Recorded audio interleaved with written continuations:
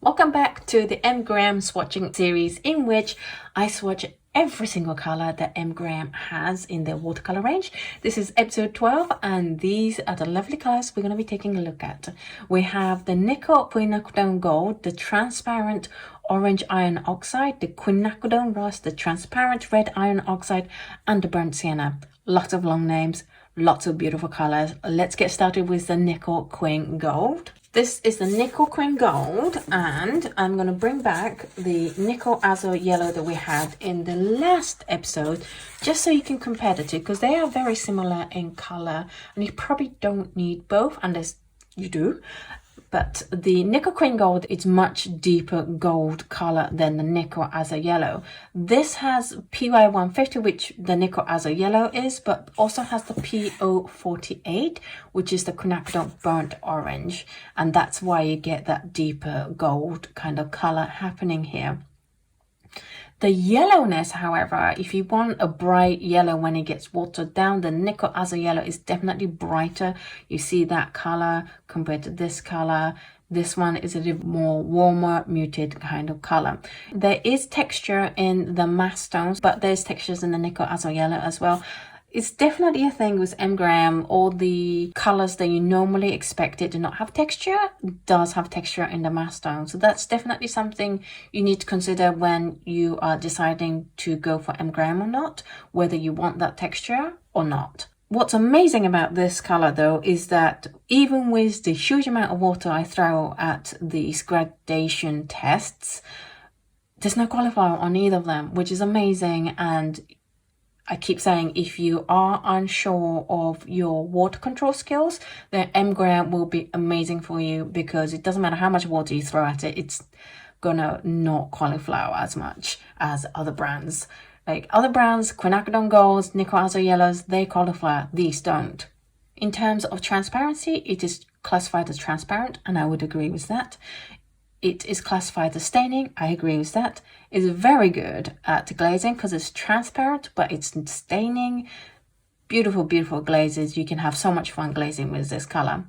It is a relatively low tinting color. These look pretty similar, but I definitely had to put less paint, less of these three colors to the Nickel Quin Gold to get to this stage. So it is a low tinting strength. So that's something to look out for, because Nickel Quin Golds, they do tend to be pretty high in tinting strength, so that's unusual with the M. Graham one. Then we have the Orange Iron Oxide, or the transparent Orange Iron Oxide, and this is like the sister one to the transparent Yellow Iron Oxide we had in the last episode. In fact, let's bring that up for you. This is the transparent Yellow Iron Oxide. This is the orange Iron Oxide, and you can see that it's a more reddier brown color. And I would say that this would be transparent Red Iron Oxide, but they do have another transparent Red Iron Oxide, which is why they call this one orange. So let's bring the red one in as well, so you can have a look. When you compare these three together, you can totally see that, yes, this is the yellowish one, this is the more orange one, and this is the red one. But if you only have one of these colors, especially the transparent orange, you're going to be like, why is this one called transparent orange? It's a pretty red color. But let's line these three up anyway. What's interesting is that this is PR101, this is PY42. Transparent Orange Iron Oxide is the mixture of the two. It's got the PY42 and the PR101, which again, when you think about that, it makes sense to call this a transparent Orange Iron Oxide. All three are classified as granulating, but I would say that the Yellow Iron Oxide has the most amount of granulation. With the Red Iron Oxide, you get this darker color iron oxide. You can see darker deposits happening on the red one, and you don't see that in the yellow one or the orange one. And I would say that in terms of matte tone, it gets darker as you go towards the Red Iron Oxide. And also same with the tinting strength, in that the Yellow Iron Oxide is very low in tinting strength. Orange is medium in tinting strength. and the red is high in tinting strengths. So even though they sound like a sister kind of range of colors, with all three of them being transparent, they are very different in the tinting strengths itself. And I think these three colors are so interesting that I put all three of them actually on the neutral dot card that's going to come out next month, so that you can compare and really play with these three and get to know them, which I think is more fun than giving you guys the more traditional kind of colors, and you can decide which tinting strength you like best that works for your palette from that dot card. I love the color that the Orange Iron Oxide can create. It's this gorgeous, sweet kind of color, and you get a lot of texture coming through with that granulation as well. It's a really interesting color to have, transparent but granulating kind of color. With the Red Iron Oxide, it's very high in tinting strength, so you have a wide variety of mother colors that will be perfect to have on your palette to mix it with other colors. But personally, I would pick the Orange Iron Oxide. In terms of other characteristics, they are all transparent, and I would agree with that. They are all classified as non-staining, but I would classify all three of them as semi-staining, with the transparent red oxide being the most staining. Yellow iron oxide is very good at glazing, but the red one is, you get left, it lifts up really easily. And then the orange one is somewhere in the middle of the two, as you would expect from mixing these two colors.